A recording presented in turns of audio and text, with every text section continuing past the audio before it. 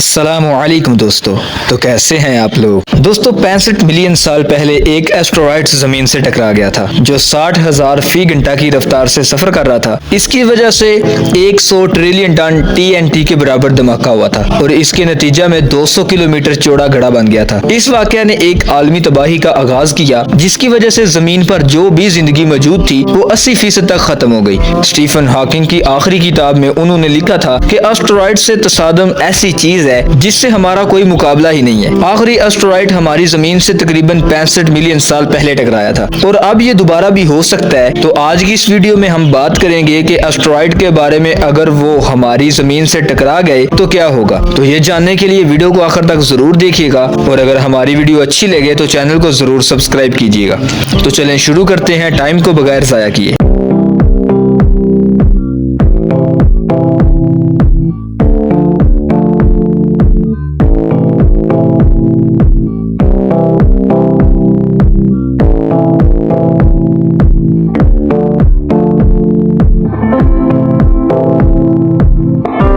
दोस्तों वैसे तो स्पेस के अंदर बहुत सारे एस्ट्रॉयड भी मौजूद हैं और कॉमेट्स भी। तो पहले हमें इन दोनों के दरमियान फर्क का पता होना चाहिए कि एस्ट्रॉयड क्या चीज है और कॉमेट्स क्या है। दोस्तों एस्ट्रॉयड जो हमारे सोलर सिस्टम में प्लैनेट्स हैं उनके बनने के वक्त जो पत्थर बचते हैं उनको कहते हैं। सैयारों के दरमियान जो एस्ट्रॉयड बेल्ट है उन पर चक्कर लगाते रहते हैं और जो कॉमेट्स हैं वो जमी हुई गैसों, पत्थर, धूल से बनते हैं और ये बर्फ का एक गोला होता है। ये सूरज के गिर्द चक्कर लगाते हैं और इनके करीब जाने से पिघल जाते हैं। वैसे तो बहुत सारे कॉमेट्स मौजूद हैं लेकिन नासा के मुताबिक जो अब तक साइंसदानों ने देखे हैं वो 4000 हैं। तो दोस्तों अगर क्या इनमें से कोई भी हमारी जमीन से टकरा गया तो क्या ये हमें नुकसान पहुंचा सकता है। दोस्तों 2012 में माहिरीन फल्कियात को एक एस्ट्रॉयड मिला जो हमारी जमीन से टकरा सकता था।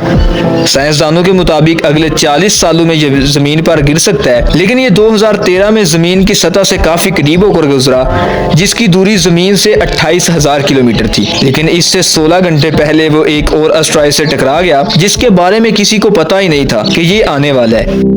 लेकिन अगर ये जमीन को हिट कर जाता तो ये धमाका हिरोशिमा धमाके से 30 गुना ज्यादा होता। वैसे तो स्पेस में बहुत सारे एस्ट्रॉयड मौजूद हैं लेकिन अगर बात करें छोटे एस्ट्रॉयड की तो वो हमारी जमीन के सरफेस तक पहुंचते पहुंचते टेम्परेचर से ही खत्म हो जाता है, क्योंकि जब भी कोई कॉमेट्स या एस्ट्रॉयड जमीन के सरफेस में आता है तो उसको काफी ज्यादा रगड़ का सामना करना पड़ता है जिसकी वजह से उसका टेम्परेचर कई हजार सेल्सियस तक पहुंच जाता है। लेकिन अगर कोई 1 किलोमीटर से ज्यादा एस्ट्रॉयड हमारी जमीन पर आकर हिट हुआ जिसके चांस साइंसदानों के मुताबिक हर 1000 सालों में से 50% तक होते हैं और अगर ये जमीन से टकरा गया तो सारी जमीन खत्म हो जाएगी, जैसा कि आज से करोड़ों साल पहले डायनासोर्स के जमाने में हुआ था। दोस्तों इन सारे एस्ट्रॉयड में से एक एस्ट्रॉयड गोल्ड यानी सोने का बना हुआ है और अगर ये हमारी जमीन से टकराता है तो जमीन पर मौजूद हर बंदा 9300 करोड़ का मालिक होगा। इसके अंदर आयरन भी मौजूद है और भी कई धातें हैं लेकिन गोल्ड बहुत ज्यादा मिकदार में है। दोस्तों जब भी कोई